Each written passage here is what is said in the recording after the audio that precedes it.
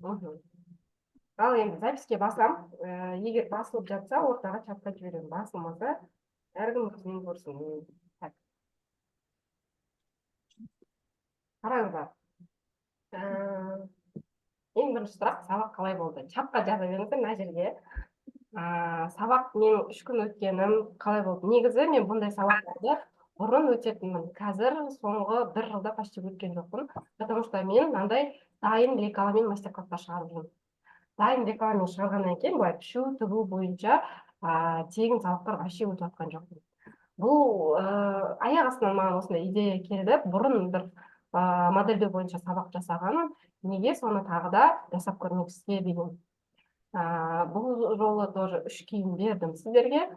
Жасағандар уже результатын көріп жатыр. Қандай модель деген уже ұнап жатыр адамдарға да.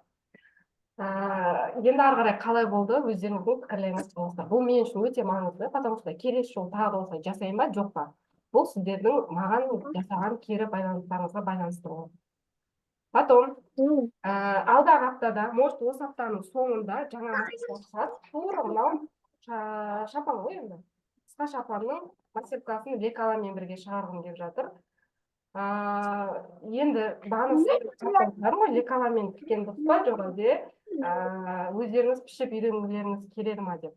Осы мастер-класты мен шапанның мастер-классын немен шығарамын? Лекаламен шығарамын. Кім лекаламен жасап үйренгісі келеді, менде 3 чат бар. Иә, қыздар? 3 чат. Сол чатқа тіркеліп алыңыздар, потому что мастер-класс ең бірінші шыққан кезде сол чатта тегін шығарылады. Менде жалпы 3 чат бар. Біреу осы пішіп тігу каналы, ол сіздер отырған, осы канал. И ол жерге осындай пішу туралы ақпараттар, модельдеу туралы ақпараттар, мен парақшаға салып жатқан пайдалы ақпараттар, тағы да басқа адамдардан көріп қалып жатсам пайдалы ақпараттар. И алдағы уақытта модельдеуге байланысты постепенно кітаптардың беттерімен тоже бөліскім бар. И осындай тегін сабақтар сіздердің кері байланыстарыңыз күшті болатын болса, алдағы уақытта тағы осындай модельдеу бойынша тегін сабақтар өтіп тұрады. Бұл тігу каналында отыра беріңіздер. Ешқайда шығып кетпеңіздер. Кімге ұнамайды модельдеу, жасауға келмейді, шығып кетсе болады. Сосын бұл жерде араласып отырсаңыздар болады, потому что мен бұл жерге ереже қойып қоямын. Мысалға, өздеріңіз реклама жасауға, басқа бірдеңеге рұқсат жоқ. Мен мынандай киім тігейін деп жатырмын, бағана бір кісі жазды ғой. Не так-то? Сыпыраны қаншаға тігесіздер деген сияқты. Вот осындай білмей жатқан білімдеріңізді сұрасаңыздар болады. Мен мына жерде машинкам тікпей жатыр, көмектесіп жіберіңізші. Мына жерде мынандайдан қиналып тұрмын, не істеуге болады деген сияқты көмек сұрауға болады. Именно тігінге қатысты. Басқа салада, темада лағып кету деген жоғынан. Бұл бойынша чаттың ережесін жіберемін, сосын реклама салуға болмайды, абылай араласып, күнделікті өздеріңіздің тіккен жұмыстарыңызбен бөлісіп отыруға болады. Сосын лекалалар каталогы деген канал бар, ол жерде тоже тек қана лекалалар туралы айтылады. Сіздерде пішу тігу туралы айтылса, ол жерде тек қана лекалалар туралы айтады. Жаңа дегендей дайын лекалалар сол каналға салынып отырылады. Алдағы уақытта так, қыздар, мен не шықса не? Микрофондарды өшіріп қысайын. Кім? Алдағы уақытта дайын осындай тегін... Саламатсыз ба? Саламатсыз ба? Микрофон өшіреміз. Мен ойымды жинақтай алмай қаламын. Электронды лекала. Қазір айтамын, қыздар. Сосын электронды лекала сызу каналы бар. Ол жерде не? Чисто электронды лекала сызу туралы айтады. Неге мен 3 чатқа бөліп тастадым? Потому что менің беретін білімім осындай 3 түрлі. Дайын лекаламен сабақтар, мастер-класстар шығарамын. Екінші, пішуді нөлден бастап үйретемін. И арзан курста бар, қымбат курста бар, өздеріңіз беретіндей. Сосын электронды лекала сызу бар, 150 000 теңге тұрады. Ол жерде тура соны үйренгісі келетін қыздар отырады. Сосын мен сияқты мастер-класс шығарғысы келеді, бірақ менің сызып отыруға уақытым жоқ. Маған сіздің шәкірттеріңіз или сіз сызып берсеңіз, дайын лекала градациясымен бірге десеңіздер, осы чатқа тіркеліп алыңыздар. Оның да осылай WhatsApp тобы бар. Сол жерде мен мына киімге мастер-класс шығарғым келіп жатыр. Соған не сұрасаңыздар болады. Лекала сызып беретін қыздар бар ма деп. Әрине, ақыға сызып береді. Біз қыздармен ортақ баға қойып қойғанбыз каждый лекалаға. солай өздеріңізге авторлық лекала етіп сыздырып алсаңыздар болады. Иә? Осындай 3 түрлі канал бар, сол туралы айтайын дедім. Егер тіркелгілеріңіз келетін болса, сразу неге айтсаңыздар, топқа жазсаңыздар, мен сол жерге сілтемелерін жіберемін сіздерге. Хорошо? Жоқ, маған тек қана пішіп тігу ғана қажет десеңіздер, осы жерде отырсаңыздар болады. Жоқ, маған керек емес десеңіздер, шығып кетсеңіздер болады. Хорошо? Ешкімді бүйтіп байлап ұстау жоғынан. Так, енді кеттік.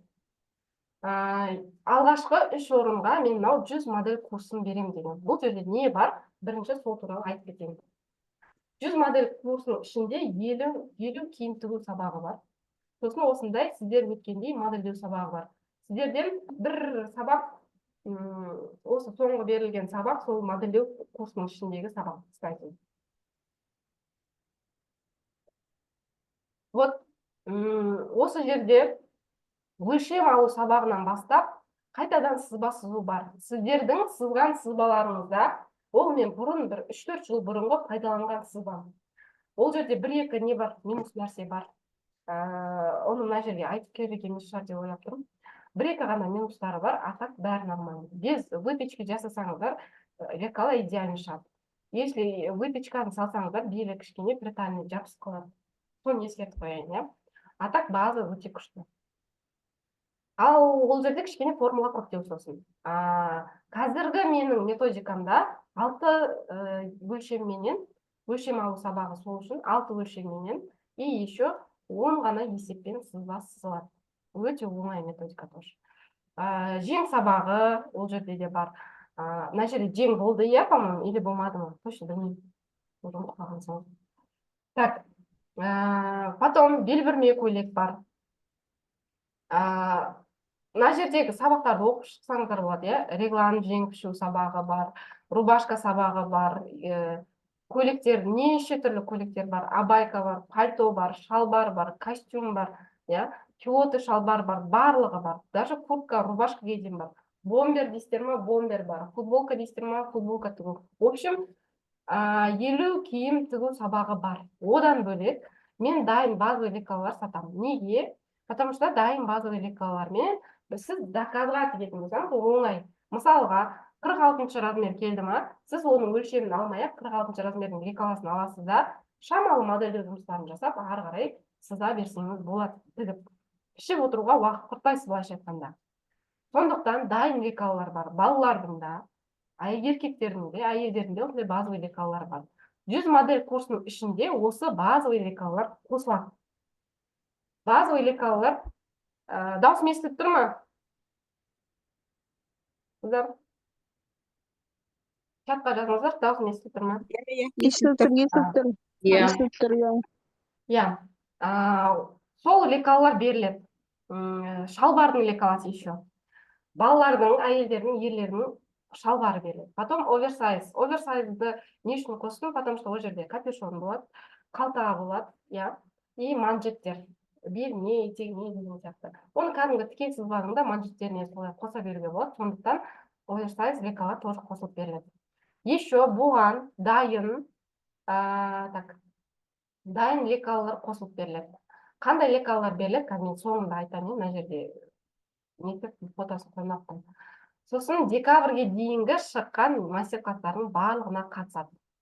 Енді қараңыздар, бұл курс 50 000 теңге тұрады. Енді мынау сызбалар сызған бар ғой, мен мынандай кәдімгі параққа жазып, бүйтіп отырып, кім қайыншы орынға береміз деген сияқты анықтадық та енді. Қазір кімге не үшін 1-ші орын, 2-ші орын, 3-ші орын деген берілді деген сияқты айтамын. Алғашқы 3 орынға осы 100 модель курсы беріледі. Потом парақшада активность танытқан қыздардың арасында алғашқы 3-еу тұрғанына осы сабақ береді. Ал егер бұл мастер-класты бүгін сатып алғым келеді дейтін қыздарға 30 000 теңгемен продаж ашамын. 10 қызға. 10 қызғана 30 000 теңгемен ала алады. Дәл осы мастер-класты. Мен ойында ала алмай қалдым десеңіздер, алғым келеді десеңіздер, осындай скидкамен беремін. Кеттік.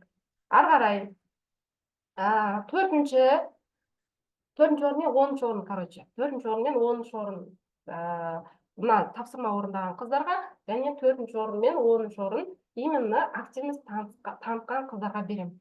мынау тігін курсы бастауыш. Бұл жерде қандай ақпараттар бар айтып кетейін. Так, мынау тігілетін киім ғой. Ең бірінші база, жаңа айттым ғой, оңай методика деген, мынау оңай методикамен сызылатын база беріледі, үйретіледі. Осындай көйлектің тігілуі үйретіледі. Шалбар сызбасы, екі ғана өлшеммен шалбар сызбасын сызасыздар, тура мынандай шалбар тігіп аласыздар. Сосын мына юбка үйретіледі. Фотосын көрсетіп жатырмын да. Енді одан бөлек, бұның ішінде қандай бар? Мынау өлшем алу сабағы осылай, сызба сабағы осылай түсіндіріледі, кәдімгі үлкен форматта. Сіздер қазір кішкентай форматта көріп отырсыздар ғой, 1/4 масштабта. Ана жақта уже үлкен форматта сызылып үйретеді. Одан кейін майда лайфхактар дейінші, мен парақшаға саламын ғой, лайфхактар, мынау жең тігу, қалта тігу, жамылып тігу деген сияқты. Сондай лайфхактар толығырақ түсіндірілген мына жерде. Потом былай қояйын. Енді тігінді бастап келетін қыздарға тек қана пішіп тігуді білу аз. Потому что сен табыс тапқың келеді, басқа біреуге тіккің келеді, хоббиіңді дамытқың келеді, сол үшін арнайы қыздарға қосымша сабақ қосып қойған. Аз ақшамен бизнес қалай бастаймыз? Прям ақшам жоқ, нөл менде. Қалай бизнес бастасам болады? Тігін машинам бар, короче, болды. Қалай бизнес бастаймыз? Мына жерде есебіне дейін қалай жасаймыз, барлық айтылған. Клиент табудың 5 жолы. Қалай клиент табамыз өзіңізге? Арзан матамен және қымбат матамен қалай жұмыс жасаймыз? Осы нәрселер үйретеді. Одан бөлек, баға қою ең көп адамдардың қиналатын нәрсесі, қанша деп айтсам болады? Қанша деп баға қойсам болады? Осы сұраққа прям жауап аласыздар. Мына жерде соның есебімен прям жалғасы. Четкий кәдімгі өзінің есептейтін есебі бар. Негізі баға қоюдың ше, сол есебі бар. Потом ателье мен цех. Ательенің айырмашылығы мен цехтың айырмашылығы. Осы нәрсе түсіндірілген. Потому что бірден қыздар андай айтады, мен тігінші алып, прям күшті болып кеткім келеді деген сияқты. Жоқ, барлығы ондай емес. Ателье деген не, қалай басталады? Цех деген не? Онда көп адам жұмыс істейді. Айырмашылығы не? Қалай басқарамыз? Екеуінде түсіндіріп берген. Табыс табудың 5 жолы. Тігін арқылы қалай табыс табуға болады жалпы? 5 жол. Мына жерде клиент табудың. Сен тігінге қатысты заказ алғың деп отыр, клиент табудың 5 жолы. Мына жерде табыс табудың 5 этабы. Мысалы, мен қалай табыс табамын? Мен ешқандай заказ күтпеймін. Чисто мастер-класс сатып ақша табамын. Тігін арқылы тоже. Тігінді үйрету арқылы ақша табамын. Лекалар сатамын, жасап. Сол лекалы сызуды үйретемін. Осындай 5 жолы үйретіледі мына жерде айтылған. Киімдегі баланс. Сосын бұл сабақты неге қостым? Киімдегі баланс деген біреуге түсінікті, біреуге түсініксіз. Сондықтан түсіндіріп кетейін. Киімдегі баланс деп отырғанымыз, ол сен мына киімің бір жерін бүйтіп тіккен кезде мына қолтық ойынсы четко дұрыс емес. Біткен кезде арт жағын тартып тұрады. Мына қолтық ойынның тар болып қалады, или там кең болып қалады. Солар қалай жұмыс жасаймыз? Сен бүйтіп киіп тұрғанда мына жерден андай не дейді? Не дейді? Жиырылып маталар тұрып қалады ғой. Осыларды қалай жоқ болып жібереміз? Сосын киім былай артқа қарай тарта береді. Не үшін артқа қарай тарта береді? Осындай нәрсенің барлығы киімдегі баланс деп айтады. Сіз тура осы методикамен пішіңіз, алдыңғы менің берген методикамен пішіңіз. Әркімнің фигурасы әртүрлі, соған байланысты кейбір адамдарға киімдер ровно тұрады да, кейбір адамдарға шамалы бір жерде дефект болады. Біткен кезде арқа тартады деген сияқты, потому что ол кісінің жауабына дәл. Біреулердің көкірегі үлкен, выточка как будто кішкентай сияқты болып, көкірегін тартып тұрған сияқты болып қалады. Біреулердің мынау жең иығы мына жаққа түсіп кетеді. Мысалы, мынандай болып иықтың үстіне тұратын болса, ол бүйтіп түсіп қалады деген сияқты да. Осындай нәрселер ол баланс деп айтылады. Адамдардың фигурасына байланысты. Сонда бүйтіп түсіп қалған кезде оны қайтып істейміз. Мына арқасы тар болып қалғанда оны қайтып кеңейтеміз. Осындай нәрселердің барлығы мына баланс сабағында айтылған. Короче, осындай ең керекті ақпараттардың барлығы бар. Тігін курсы бастауыш деген. Қазір жеңімпаздарға енді осы курсты береміз. Так. Кеттік ары қарай. Мен көрсетіп қойдым. Міне жеңімпаздар. Так, маған алғашқы 3 жеңімпаз, мынау 3 киім. Короче. Үшеуін не үшін алдым? Потому что үшеуі де макет жасаған. Басқа адамдар макет жасамаған. Мына жерде номер тұр. Мына кісі кәдімгі қағаздан жасаған. Мына кісі пакеттен жасаған, мына кісі тоже қағаздан жасаған. Қазір номерлермен тоже астына шығарам. Сосын, мына жақта қалған қыздар, 7 қыз бастауыш несін алады, сабағын. Ол міне. Мына жерге фотоларын қойып қойдым. Былай жұмыстайын ба? мына сызбаны сызған қыз прям андай четкий сызған, әдемі жазған, түсінікті, әдемі істеген. Осындай мен біраз қыздан байқадым сызған. Işte прям өзіне түсінікті қылып жазып алған. Менің сабағымды пайдаланып, пайдасын алып жатқан қыздарға өте қатты қуаныштымын. Иә, пайдаланыңыздар, жасап көріңіздер. Мынау макетті жасап көрген қыздар бір сатыды алды да деген сөз да. Потому что любой киімде макет жасап, оның қалай шыққанын көру, ол андай, не ғой, кайф нәрсе ғой адамға. Реально қызығатын адам болса, ол кайф нәрсе. Мен макет жасауды соңында ол үшін қосып қойған болатынмын. Сондықтан мынау 3 жасаған қыз номері тұр мына жерде. Маған WhatsApp-қа жекеге шығасыздар, үшеуіңіз 100 модель курсын алыңыздар. 4 пен 10 орын бастауышты алған қыздар. Потом сосын Амангүл ШТ деген қосып қойдым. Амангүл ханым, бұл кісі мен 5000 теңгеден осындай киім тігіп пішуді үйретіп жүрген кезде, 5000 теңгеден мен алғашқы сабақтарын сатып жүрген кезде, мынандай ауқымды курстарды, сол кезде мен сабағымды алып алған. Ол кезде шебер тігінші деген курс болатын, сол үшін ШТ деп сақтап қойған ғой мен осы. Вот Амангүл ханым, сізде поэтому қосып қойдым осы жерге, потому что барлық тапсырмаларды орындаған. Барлық тапсырманы орындаған, бүкіл сабақтарын жіберген қыздар осы болды. Кешегі тапсырмамен тоқтап қалған, біреуін ғана орындаған, ондай қыздарға берілген жоқ. Түсінікті, иә? Короче, орындаған қыздары, в общем, 11 болды, 11 қыздың барлығы алды. Енді активность бойынша, мына, жалпы 500-ден аса адам біздің ойынға қатысты. Өздеріңіз де көріп отқан шығарсыздар, иә? Мына жерге специально жинаған балдарына дейін жанына қойып қойдым. Бірінші орын, екінші, үшінші өз номермен тұр. Осы 3 кісі киім тігу және пішу курсын ұтып алды. 100 модель курсын. То есть, мына осы 3 кісі ұтып алды. 1, 2, 3, иә, көріп тұрсыздар. Астынан бастап, 4-тен бастап 10-ға дейін. Қарап шықсаңыздар болады. 4-тен бастап 10-ға дейін бұл кісілер киім тігу бастауыш курсын ұтып алды. Короче, барлықтарыңызды құттықтаймын. Мүлдем ұтпады деген күннің өзінде сіздер пайдалы ақпарат алып кеттіңіздер өздеріңізге. Иә, өте құнды пайдалы ақпарат алып кеттіңіздер. Мына жерде қараңыздаршы, бірінші тұрған адам қанша, мына жердегі комментариймен 170 комментарий жазған. Екінші 25 рет өзіне белгілеген. Мына екінші кісі 28 рет белгілеген. Потом мына үшінші тұрған от жіберген кісі 215 рет сториске активность қалдырған. Мына жерде қараңыздар. Мына жердегі кісі, мынау 720 жинап тұрған. Неге шықпады? Потому что оның мынау сторис отметкасы аз болып қалған. Комментарий аз болып қалған, тек қана сториске не жасай берген. Реакция жасай берген. Ол өтпейді, үшеуі қатар жасалған кезде ғана жеңімпаз алға шығады. Алдағы уақытта тағы менде осындай ойындар болады. Келесі аптада, кстати, электронды лекала курсына осындай не жасаймын, ойын жасаймын. Егер кімге қызықты электронды лекала жасағысы келеді, сызып үйренгісі келеді, сол ойынға қатыссаңыздар болады. Үшеуін қатар алып жүресіздер. Хорошо? Тек біреуін емес. Тек біреуін мынау сияқты болатын болса, алға қарай шықпайсыздар. Мысалы, мына кісі 460 рет жіберген да, соның шамасында ол комментарийға құртқан кезде алға шығып кетеді. Вот осындай нәрсе. Сосын күніне 300 ұпайдан белгіленді. Бір күнде 300 ұпай жинап үлгердіңіз ба, сіз до конца қатыса аласыз. 300-ге жеткізе алмадыңыз ба, онда артында қалып кете бересіз.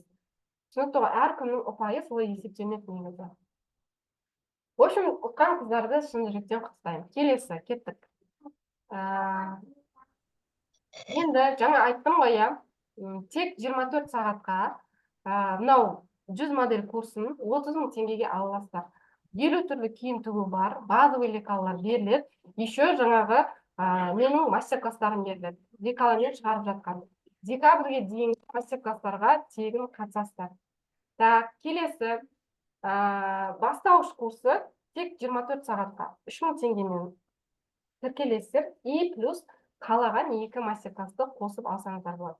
Тігетін киімдер міні, қосылып берілетін ақпараттарды айттым, иә. Енді қандай мастер-класс? 100 модель курсын алған қыздардың барлығына мына лекалалар қосылып беріледі. Плюс декабрьге дейінгі шығатын, жаңа айттым ғой, шапан шығады дейміз деп. Сол сияқты жаңадан шығатын мастер-класстардың барлығына тегін қатысады. Декабрьге дейінгі. Келесі жылдан бастап ол ақыға сатып алсаңыз. Ал енді 3000 теңгелік курсты аламын дейтін қыздар, мына жерден любой мастер-классты таңдаңыздар. 2 мастер-класс қосып тегін аласыздар. Тек 24 сағаттың ішінде. 3000 теңгеге аласыздар және 2 мастер-классты қосып аласыздар. Түсінікті, иә? Сұрақ бар ма? Так, сосын енді мен соңғы сөзімді аяқтаймын, сосын сіздерге сөз беремін. Сұрақ болса қойыңыздар. Сабақ қалай болды? Маған осы өте маңызды. Қайта-қайта сұрай беріп демеңдер, потому что беріп жатқаннан кейін мен қаншалықты нәрсе бердім, не нәрсе сіздерге түсінікті болды, не нәрсе түсінікті болмады, осыны маған кері байланыс ретінде берсеңіздер. Потому что келесі жол жасап жатсам, мен сол қателіктермен жұмыс жасайтын. Пайдалы болып жатса, дәл осылай қайталайтын деген сияқты да. Сосын ой пікірлеріңізді осында жазсаңыздар болады, немесе кәдімгі мына жақта чатқа жазыңыздар ғой бағана. Сол сияқты чатқа жазып жіберсеңіздер болады. Мен қуанып қаламын.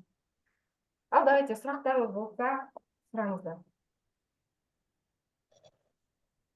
Кім не айтқысы Не келеді? сұрауға болады? Слайд-шоуыңыз қай жерде жатыр? Менде көрінбей жатыр да. Немене? Скриншот или не түсінбедім? Жоқ, слайд-шоу бар ғой, мына көрсетіп жатырған. Көрінбей жатыр ма не? Менде жоқ, что-то көрінбей тұр да соны. Бәріңізде көрінбей жатыр ма? Жоқ, менде көрініп тұр. Или мен бір нәрсесін баспай қалдым. Сет емес, негізі бар ғой анау. Сіз көрініп тұрсыз. Бәріңізде слайд көрінбей тұр ма? Маржан ханым, саламатсыз ба? Саламатсыз. Сабағыңыз маған ұнады. Лента сізге осыдан 3-4 ай бұрын ба бір сатып алғанмын сіздің сабағыңызды 40 мыңға. Сөзді дұрыс түсінбегенмін кейбір жерлерін. Оңай жолмен үйрететін. Енді кеше барып тыңдап отырып, қайта-қайта тыңдадым, шыны керек. Миыма кірді ғой сол уақытта. Қуаныштымын. Иә, қайтадан бәрі сызып, өзіме не қылып алдым, біраз нәрсені. Әлі де үйренетін нәрсем көп екен, өйткені мен өзім тігіп, не қыламын да кейбір нелерді лекалын дұрыс сыза алмай қалатынмын кейде. Базалық нелер істей алмай қалатынмын. Өйткені мен өзім курс 2 рет оқыдым да, 2 курсқа барып, 3-шінде сертификатымды ала алмай қалдым, как раз коронавирустың кезінде. Содан кейін, одан кейін өзім одан кейін қатысуға да уақыт болмай қалды менде. Сонымен әйтеуір үйренгенше сызып, анау-мынауларын істеп жүргенмін. Енді кеше сіз түсіндірген уақытта барып, біраз нәрсе киімдерді қалай модельдеу керек, солар сол кезде миыма кірді ғой біраз нәрсе. Келешекте осындай сабақтар көп оқып тұрсаңыз жақсы болар еді бізге. Алла қаласа, иә, Алла қаласа болады. Әр ай сайын демеймін, бірақ 2-3 айда бір осылай жасап тұрамын. Әртүрлі тақырыпта, әртүрлі форматта. Жаңа жеңімпаз болыппын, рахмет. 44, 68, ойбай, номерімді ұмытып қалдым ғой, 44 деген жеңімпаз болыппын. Қуанып жатырмын саған. Қуаныштымын. Рахмет сізге. Құттықтаймын. Ең главный пайдасы. 689, 87 ма қалай еді? Ойбай, 90. Жазасыз қой қазір, менмін ғой, мен деп. Мен жіберем сізге, сабақтың сілтемесін жіберем. Қайтадан. Иә, рахмет, Маржан ханым, менде 10 орынның қатарына кіріппін. Сіз шығып тұрсыз ба? Апай, сіз шығып тұрсыз ғой. Жоқ, ана слайд-шоуды қарап отырмын да, мен оказывается WhatsApp-та екен ғой, мен мына жерде тұрма деп. Иә, рахмет көп, күшті, түсінікті болды. Мен кішкене ана соңғы модельда кішкене қиналдым, ана нені шығарғанда. Как қынамалы көйлек жасадық қой, сол кезде етек жағынан кішкене көп қарап, әйтеуір оның өзінде де кішкене нелерім бар, қателерім бар әлі. Өзім біліп отырмын қателерімді. Рахмет көп, жақсы. Бірінші қате жасайсыздар, потом оның қай жерден қате кеткенін түсінесіздер. Соны түсінген кезде барып білім қонады. Білім деген нәрсе, мысалы, ашсаңыздар, ютубта да толып тұр, бірақ андай, не дейді, кері байланыс жасайтын адам болмайды да, ютубта. Бір несі, жаман жері. Мына жерде сіздер бір-бірлеріңізді түсінген жерден сұрайсыздар, и еще жасап, андай, активность танытып, жасап, андай, мен қапетпейін деген сияқты ше. Сондай жасаған кезде түсініп қалыптасады. Алып жатқан білімнің пайдасы жоқ негізі, бір нәрсені түсініп қалмасаңыздар, бұл өмірде любой нәрсе түсінікпен тұрады. Білім емес негізі.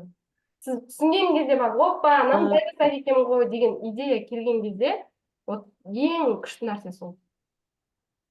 Сосын түсінікті. Маржан ханым, сұрайын дегенім, базалық курс деген бар, соның любой размерге салып үлкейте беруге бола ма? Қандай курс дейді? Базалық курс деген ба не? Лекала ма? Базовый курс. Иә, Лекалада андай ғой, әр размердің өзінің лекаласы беріледі. 44 ма, отдельно 44 беріледі. 48 бар, 48 беріледі. Әр қайсысы жеке-жеке беріледі. Түсіндір алдың ба? Соны базалық курсқа салып, любой размерді келтіре беруге болады дейді да? Иә. Бір Базалық лекала мынандай да, соны естіп қалғаным сізге ғой. 46 размердің адамы келді. Сіз базовый лекаланы аласыз да, сол 46 размерді пішіп, көйлегін тігіп бере бересіз. Түсіндір алдың ба? Оған қайтадан сызып жатпайсың мынандай ше, оның көкірегі мынанша, белі мынанша деген сияқты. Өзінің выточкамен жасау керек па, выточкалары тұр. Сол выточкамен тіге саласың матаға бастырып. Жеңіне баланы кеңейту керек па, просто мен ана парақшада салдым ғой, қалай кеңейтеміз фонарик жеңді. Солай етек жағын кеңейте саласыз болды. Негізі базовый лекаланы алып, кішкене соны модельдеп үйренсеңіздер ең күшті нәрсе да. Бұл заказбен жұмыс жасайтындарға прям супер нәрсе болды. Қаншама уақыттарыңыз эконом болады. Инстаграммен отқан қыздар, я маған жекеге жазасыздар. Сол базалық лекаланы. Сұрақ қойса бола ма, Маржан ханым? Қойыңыз. Жаңа сіз 46 размер, 46 размерға келеді деп жатсыз ғой. Мен оның алдында тоже осылай дайын лекалалармен бір жакет тіккенмін. Именно сол размер сол кісіге келмей қалды. Кейбіреуінің төсі үлкен болады, кейбіреуінің елі бөксесі үлкен болады, белі кішкентай болғанмен. Сондықтан лучше меркі ауыстырған дұрыс па? Мынандай да, сіз клиенттің көкірегін өлшедіңіз ба? Екі нәрсе. Былай өлшедім, иә. Өлшедім. Көкірегін өлшедіңіз. Ол кісінің көкірегімен базовый лекаланың өлшемі сәйкес келді ма? Мен оны жағын өлшемеппін. Әйтеуір ана кісінің көкірегі өлшедім, иә, бірақ тар болып қалды кішкене. Сол мынандай да, сіз 46. И то мен 21 размер. Қараңыздар. Мен де айта берем. 42 кем, бірде 44 кем, өзім да жеке. Клиенттер маған келген кезде айтады, мен осындай 46 кем или там 48 кем деп айта береді. Көкірегін өлшесең, ол 50 размер болып тұрады. Біреу айтады, мен 46 кем деп көкірегін сұрасаң, ол наоборот 44 размер болып тұрады. Вот осындай бұл кісілер айтады, мен базардан осыны алып жүрмін ғой, осындай деп айтты, 46 деп айтты, например. Или там 50 деп айтты базарда, мен сол 50-ді кем деп ойлайды олар, болды. Біз оның көкірегін өлшеген кезде, біздің лекаламыздың қайсысына келеді. Соны біліп алуымыз керек та, матадан пішіп тастамайды. Сосын екінші нәрсе, лекаланы шығарып жатқан кезде, ана 5-5 деген торгөз болады ғой. Біреуде сол 10-да 10 болады, 7-де 7 болады. Сол торгөз тура болу керек. 100% болу керек, иә? Иә. Сол 10 сантиметр деп жазып қойған ба ішіне, 10 сантиметр тура шығу керек. Мен сияқты 5 деп жазып қойса, 5 сантиметр тура шығу керек. Көкірегін өлшегенде екке не істейміз ғой да, бөлеміз, сол кезде ол кісінің размер шығады ғой. Иә. Сосын обязательно қосымшаны ұмытпайсыздар. Жақсы, рахмет. Любой базовый лекала плюс қосымша 10 сантиметрмен шығады. Саламатсыз ба? Рахмет. Саламатсыз ба? Айта беріңіз. Саламатсыз ба? Айта беріңіз. Ұтып алған 10-дықтың ішінде рахмет көп-көп. Белсендтан 19-79 деген менмін ғой. Кеше түнімен отырып, реакция бәрін қарап. Алдында да енді басып отырды, мен мына курсы сіңіліме жіберген маған ссылкасымен. Жаңа мені көріп поздравить етіп отыр, өзі больницада болды да, участвовать ете алмай қалды. Бірақ как-то мен ұтып кеттім енді жинын. Бүкіл уақытында істедім. Енді менде сұрақ болды, базовый лекала жасадық қой. Сонда біз баланс қостық па? Баланс уже бармай уже ол жерде. Базовый лекалада ихқа. Өздеріңіз сызғанда ма? Балансқа ештеңке қосылмайды. Иә. Жоқ, балансқа қосылмайды. Қосымша бар ғой. Қосымша шамалы қосымша қосылады. Мынау кетіп алатын сабақта именно бірақ мен бір сіз ұтпаған сабақ бар ғой, сода қосымша. Қанша қосамыз? Вообще, мен айтамын, мына жерде баланс жоқ сияқты. Мен қызым сызып береді ғой маған. Менің кішкентай қызым бар уже 10 жастан, 9 жастан бастап сызып беретін еді. Мен тігетін едім. мен сыза алмаймын лекаларын да. Ол қызым өзі мені өлшейді, адамды өлшейді, маған сызып береді, мен соны матаға түсіремін, қиып істеймін. Енді қызыма көрсетсем айтады да, қарап тұрып, мына жерде жаңағы несі жоқ дейді да, мына баланс жоқ дейді да маған. Я говорю, білмеймін, вроде нормально. Мен бірақ сыza алмайтын едім, бір сіздің курсыңызды көрдім да, сыздым. Мен сізге жаңа А мен бұрын матаға былай выточкалары дұрыс емес деп. Жаңа айттым ғой, А. осында болды ба, болмады ба? Выточкалары дұрыс емес бұл жерде, сызбада. Бұл мен 3-4 жыл бұрынғы пайдаланатын сызба болатын. Ана сабаққа түсіріп жатқан кезде выточканың қате айтылып кеткен да, жасалыны жолы ше. Выточка туралы соңғы көбірек болды ғой чатта, байқадыңыздар ма? Байқамадыңыздар ма, білмеймін. Мен байқап отырмын. Ол сол мен ғой көтерген выточка жеңінде. Сол жерлері қате. Енді мынау сатып алған сабақта басқа методика емес. Басқа, бәсе, мен айтамын да, выточка что-то келмей тұрған сияқты деймін да. Сөйтсем қызым келіп қарады, выточкамен баланста деді. Бұл жерде менің мақсатым андай базовый лекаларын үйрету емес, модельдеуді үйрету болды. Сондықтан модельдеуді четко, главный мынандай ғой, базовый лекаласы бар адамдар соны ары қарай пайдаланып кете беруге болады. Базовый лекалам жоқ, мен нені модельдеймін деген кісілерге қосымша ретінде берілді да ол сабақ просто. Поэтому өлшем сабағы да берілген жоқ қой сіздерге. Жоқ, мен ана сіздің базовый лекалы сызылғанда мен ана нені түсіндім. Клетки делить на пройманы, высота груди, соны в клетку делить, и сосын қалай сызу керек екенін түсіндім. Енді ана нені выточка менен нені базаны қызым былай түсіндіріп берді, бүйтіп істейсің оны деп та. Одан кейін мен вообще картина ашып та, мен кәдімгідей өзім сызатын болдым. Сіздің курсыңыздан кейін. Мен салмайтын. Күтіп отырамын, қызым сабақта, енді дайындығына, или қазір уже студент бірінші курсқа барды. 10 жастан бері сызады ғой енді, ол дайындықта болды, 10-11-де. Күтіп отырамын, ол қыз қашан болады, содан кейін сызып береді, қошы келгенде. Сосын кейін барып мен матаға түсіремін, сөйтіп кеткен едім ғой. Қазір мәз болып жүрмін, сол күні бірінші лекала сызған күні прям мәз болып, настроением күшті.